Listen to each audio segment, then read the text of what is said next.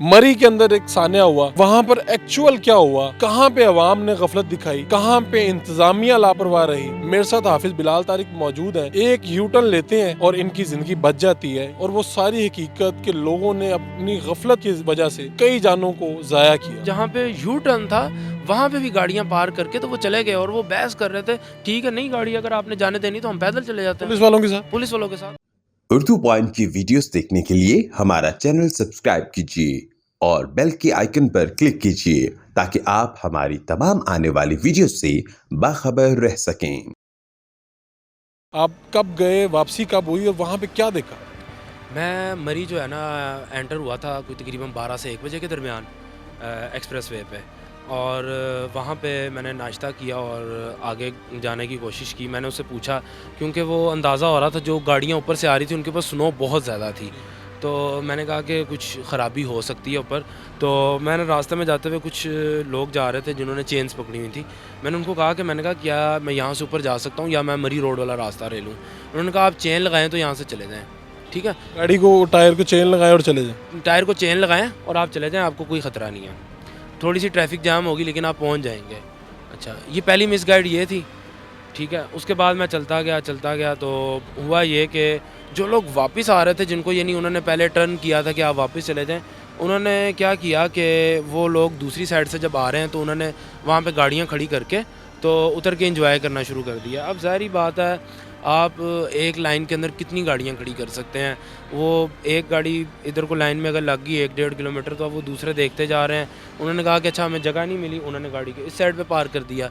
अब वो आहिस्ता वो साइड ब्लॉक हुई, ये साइड जो थी ये तो वैसी ब्लॉक ही थी ना, वो ब्लॉक होना शुरू होगी।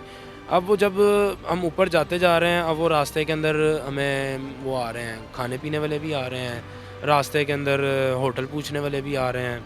और हुआ ये कि मैं भी इसी सिलसिले के अंदर गया हुआ था कि क्योंकि ज़ाहिर बात है जैसा कि आपको पता है कि मैं खुद टूर ऑपरेटर हूँ और मैं इस चीज़ को ज़िम्मेदारी समझ के कि मैंने एक चीज़ करनी है, एक इवेंट है मेरे पास, तो मैं क्यों ना उसकी एक इन्फॉर्मेशन लेके आऊँ। पता करने गए हुए थे? मैं पता करने गया हुआ था कि आया ये चीज़ इस सिचुएशन में की जा सकती है या नहीं, क्योंकि मेरी जो टेलीफोनिक गुफ्तगू थी उसके अंदर मेरे साथ वो चीज़ सेटिस्फाई नहीं हो रही थी कि आया मुझे इस चीज़ में रेट में सेटिस्फाई कर पाएंगे वो या नहीं। तो मैं जब उधर पहुंचा हूं तो उससे पहले मैंने उनको बताया कि मैं आ रहा हूं तो 1-2 घंटे लगेंगे, मैं पहुंच जाऊंगा। लेकिन वो 1-2 घंटे मैं शाम 5:30 हो गए और मैंने उस ट्रैफिक में फंसा हुआ हूँ। ऊपर तक रेट था, मैं ऊपर तक गया हूँ और जो एलआरडी अड्डा चौक पे पहुंचा हूँ तो मैंने उनको कॉल करके कहा कि सर इस तरह मैं तो यहाँ फंस गया हूँ होटल वालों को, तो मैं अब ऊपर तो नहीं आ सकता, मुझे अब आप ये बताएं कि आप मुझे क्या डील देंगे, मैंने तो लेके आना, मेरे मेहमान हैं। तो कहता जी पहले तो उसने कहा जी आपको मैं 15,000 में रूम दूंगा। पहले कितने में कहा था बुकिंग? वो कह रहे थे 3 से 5 हज़ार के दरमियान में दूंगा, ठीक है, 3 से 5 हज़ार। आप वहाँ पे पहुँच के आपने फ़ोन किया तो उन्होंने कहा 15,000। ठीक है। और जब मैंने देखा कि वेदर जो है वो बड़ा ख़राब था, क्योंकि मैं ये चीज़ें पहले देख के गया हुआ था और मैं मेंटली प्रिपेयर्ड था क्योंकि मैंने हर चीज़ लेके गया हुआ था। मैंने जैसे ही उनको कहा कि मैंने जो है वो परसों आ रहा हूँ बंदों को लेके, तो उन्होंने कहा माज़रत हमारे पास रूम नहीं है। वालेकुम सलाम, कॉल कट। उसके बाद मेरी कॉल नहीं रिसीव की उन्होंने, ठीक है। और मैंने जैसे ही इस चीज़ को देखा, क्योंकि मेरे साथ फैमिली भी थी, तो मैंने पुलिस वालों के पास गया। मैंने उनको पूछा कि आया क्या सूरत हाल है आगे और क्या करना चाहिए इसके अंदर, ये वो सारी चीज़ें उन्होंने मुझे गाइड किया कि आप आगे नहीं जा सकते तो बेहतर है आप यहाँ से यू टर्न ले लें। वहाँ पे रोड ब्लॉक हो चुके थे? रोड बिल्कुल ब्लॉक थे, बिल्कुल। क्या क्यों ब्लॉक हो रहे थे रोड? एक तो आगे जाने नहीं दे रहे थे, तो क्या लोग क्या कर रहे थे, रद्देमल क्या था? रोड ब्लॉक जो थे वो लोगों की वजह से थे। लोगों के एक जहन में ये चीज़ होती है कि अच्छा अगर स्नोफॉल हो रही है ना तो हम इंजॉय करने जा रहे हैं, तो वो अनएथिकल चीज़ें जो हैं वो वहाँ पे करना शुरू कर देते हैं। जैसे कि गाड़ी जहाँ खड़ी है वहीं खड़ी करके चले गए और आगे जाके इंजॉय करना शुरू कर दिया। आपके सामने ऐसा हुआ कि लोगों ने गाड़ियाँ सड़क भी पार की जहाँ पे उन्होंने रोका और वहाँ से वो पैदल चलना शुरू हो गया? बिल्कुल ऐसे ही है। सड़क पे क्या, वो जहाँ पे यू टर्न था वहाँ पे भी गाड़ियाँ पार करके तो वो चले गए और वो बहस कर रहे थे, ठीक है नहीं गाड़ी अगर आपने जाने देनी तो हम पैदल चले जाते हैं पुलिस वालों के साथ। वो उनसे खप रहे हैं कि यार आपकी हम भलाई सोच रहे हैं। वो कह रहे हैं ठीक है वो हमारा मसला है, जान हमारी है या आपकी है, वो हम जाने हमारा काम जाना है। अच्छा, इसके अंदर जो बहुत सारी चीज़ें जो मैंने देखा कि लोग जो हैं वो इस चीज़ की लापरवाही कर रहे थे। एक तो उनको लाइल्मी थी कि गाड़ी जो है ना किस तरीके से ड्राइव करनी है, और उसके जो है टायर्स के अंदर कितनी हवा करनी है। जब आपके पास एक बर्फ़ आ गई है तो उसके अंदर आपने फ़ौरन जो है वो चारों टायर्स के अंदर से हवा फौरी तौर पे कम कर लेनी है।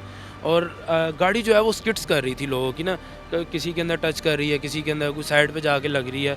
तो उसके अंदर लोगों को ये नहीं पता कि अगर आपकी गाड़ी स्किड कर रही है तो आपने हैंडल से जो मूवमेंट है उसकी टायर की मूवमेंट उसको लेफ़्ट एंड राइट करके तो गाड़ी को लेके जाना है। फिर भी फंस गई है कोई मसला नहीं है, आपने बैक गियर लगाना है, थोड़ी सी बैक करनी है, फिर आगे ले जानी है और गियर से गाड़ी जो है ना वो आपने कंट्रोल करनी है। आपने उसके अंदर बिल्कुल भी जो है वो ब्रेक्स का इस्तेमाल नहीं करना, पहले गियर का इस्तेमाल करना है, दूसरे गियर पे भी नहीं जाना, जो मर्जी हो जाए आपने पहले गियर को इस्तेमाल करते हुए स्लो एंड स्टडी जो है वो चढ़ते जाना। आप तो लोगों को लेके जाते हैं बड़ी तादाद में, तो ये जब बर्फ़बारी होती है और उसके बाद गाड़ी अगर एक ही जगह पे फंस जाए कई घंटों के लिए, तो ये कैसे, किस तरह से ये डेथ वाला जो वाक़यात होना शुरू हुए और अभी तक भी खबरें आ रही हैं? हाँ, मैं क्योंकि लोगों को लेके जाता हूँ तो इस वजह से मैं उस जहाँ पे लेके जा रहा होता हूँ उस इलाके के लोग भी मेरे साथ राब्ते में होते हैं और उसके बाद मैं वेदर कंडीशन को भी देखता हूँ और मैंने एक पूरा एक डिटेल बनाई हुई है कि जिसके अंदर मैं लोगों को कहता हूँ कि आपने अपनी ये चीज़ें जो हैं सेफ्टी मेजर्स ये करना रखनी क्या चाहिए अगर ऐसी आपकी गाड़ी फंस गई है, 4-5 घंटे वहाँ पे बर्फ़बारी हो रही, तो फिर क्या करना चाहिए? फैमिली अंदर मौजूद है। हाँ, फैमिली अगर अंदर मौजूद है तो फ़ौरी तौर पे ना आपको तो ये कोशिश करनी चाहिए कि वो हीटिंग प्रोवाइड होती रहे उनको। और हीटिंग प्रोवाइड करने के लिए जैसा कि मैं पहले भी कहा था, लोगों ने इस चीज़ को किया कि शायद जो है वो मैं ये कह रहा हूँ कि गाड़ी जो है वो बस अगर आपने स्टार्ट कर दिया और हीटिंग चला दिया तो शीशे बंद कर लें और सो जाएं। नहीं, इसका ये मतलब नहीं है। आपने गाड़ी जो है ना वहाँ पे स्टार्ट रखनी है। क्यों? क्योंकि आपको नहीं पता कि किस टाइम पे जो है वो मौसम ज़्यादा टेम्परेचर डिक्रीज़ करे और बाद में आपकी गाड़ी स्टार्ट ही ना हो। क्योंकि ज़ाहिर बात है टेम्परेचर बहुत कम है और आपने अगर उसके अंदर कूलेंट नहीं डाला हुआ रेडिएटर के अंदर तो वो फ्रीज़ हो जाएगा, गाड़ी ने स्टार्ट नहीं होना, वो स्टक हो जाएगी। हाँ, अगर आपकी फैमिली अंदर है, आपने क्या करना है, गाड़ी स्टार्ट करनी है और उसके अंदर हीटर चलाना है और शर्त यह है कि आपने शीशे खोले रखने हैं। 1 से 2 इंच शीशे जो है वो चारों शीशे खोले रखने हैं। मसला तब होता है जब शीशे बंद हो जाते हैं। बिल्कुल, मसला तब होता है जब शीशे बंद हो जाते हैं और हीटर चलता है और आप गाड़ी कभी-कभी स्टार्ट कर रहे होते हैं, उतनी देर में स्नोफॉल पीछे से आपके सिलेंसर के ऊपर तक आ जाती है। जब आपकी गाड़ी स्टार्ट रहती है तो उसके अंदर ये होता है कि वो एरिया जो है वो कम से कम इंजन आपका कुछ ना कुछ गर्म होता है और सिलेंसर से भी धुआँ निकल रहा होता है। आप थोड़ी-थोड़ी देर बाद उतर के आधे घंटे बाद, पौने घंटे बाद उतर के चेक कर लें कि आपके पीछे कहीं स्नो जो है वो उसको स्टक तो नहीं कर रही। हाँ, अगर कर भी रही है, आपके अगर शीशे खुले हैं ना 2-2 इंच, तो आपको उस सूरत के अंदर कोई नुकसान नहीं हो सकता। और दूसरा ये कि जब भी आप नॉर्दर्न एरियाज़ के अंदर फैमिलीज़ ख़ास तौर पे अगर ट्रैवल करें तो वो लाज़मी तौर के ऊपर जैकेट्स और अपने साथ कोई ऐसा पतला ब्लैंकेट लेके जाएं कि जो कम जगह घेरता है और वो आप अपने पास रखें। आपको कहीं पे भी कुछ भी चीज़ फेस करनी पड़ सकती है, जैसा कि अभी ये हुआ है। आपने जो अपनी आंखों से देखा, वो लोगों का कौन सा रवैया है जिस पे आपको भी दुख हुआ और बाद में ये सानहा बन गया? मुझे दुख इस चीज़ का हुआ कि देखें, पुलिस वाले और जो इंतज़ामिया वहाँ पे खड़ी है बारिश के अंदर, स्नोफॉल के अंदर, वो फुल भीगे हुए थे। वो मेरा ख़्याल है कि वो सुबह से ड्यूटी कर रहे थे, जिस लिहाज से वो मुझे लग रहे थे ना। तो लोग उनके साथ बहस रहे हैं। वो जिस तरह मैंने 1-2 गाड़ियों वालों को देखा, वो 1-2 गाड़ियों वाले तो वो गिरेबान में पकड़ने पे आ गए थे कि भाई हमें जाने दो, हमारा तो ऊपर घर है या हमारा ऊपर फलाना है, तो तुम कौन होते हो कि हमें रोक सकते हो। वो कह रहा है कि यार गाड़ी ऊपर जा ही नहीं सकती, चढ़ ही नहीं सकती, सिर्फ 4x4 चढ़ सकती है, आप कैसे चढ़ाएंगे? वो धक्का लगा के चढ़ानी पड़ेगी। खैर कुछ लोगों ने उनको समझाया और वो साइड पे हुए। अक्सरियत का जो है ना वो मौक़िफ़ भी ये था और वो लोग पुलिस के साथ भी यही बहस रहे थे। आपने कहा कि एक यू टर्न मैंने लिया तो मैं भी बच गया, वरना तो इसमें मैं भी फंस सकता था, फैमिली भी आपके साथ थी, वो क्या हुआ? हाँ, वो हुआ ये था कि जिस टाइम मैं ऊपर लारी अड्डे के करीब पहुंचा था तो मैं भी, क्योंकि देखें जब आप जा रहे होते हैं ना इस तरह के एरिया के अंदर, तो आपका फ़र्स्ट डिसीजन यही होता है कि मैं जाऊंगा, लाजमी जाऊंगा जब मैं इतनी दूर से आ गया हूँ। लेकिन क्योंकि मैं ग्रेजुअली ट्रैवल करता हूँ, बहुत ज़्यादा मेरी ट्रैवलिंग है, तो एक चीज़ आपको जो है ना वो देख लेते हैं कि ये जो है ना ये क्या होने वाला है। मौसम जो है ना वो, क्योंकि आप मौसम के साथ बहुत फेमिलियर होते हैं, क्योंकि आपका इंटरेक्शन बहुत ज़्यादा है। तो मैंने फ़ौरन से जो है ना वो अल्लाह ताला ने एक मेरे ज़हन में डाला और एक जो मेरे साथ इंसिडेंट हुआ था उसके बाद मेरे ज़हन में आया कि क्यों यहाँ से वापस मुड़ने में जो है ना बुलाई है। जब पुलिस वाले कह रहे हैं, अब आप पहुँच भी बिल्कुल यू टर्न के पास गए हैं, लेकिन ये था जब मैं यू टर्न के पास पहुँच गया वहाँ पे भी 2 गाड़ियों ने ब्लॉक करके खड़ी थी। अब मैं उस पर टेंशन में, तो पुलिस वाले कह रहे हैं आप निकालें, अब वो 2 गाड़ियाँ मेरे आगे खड़ी हैं।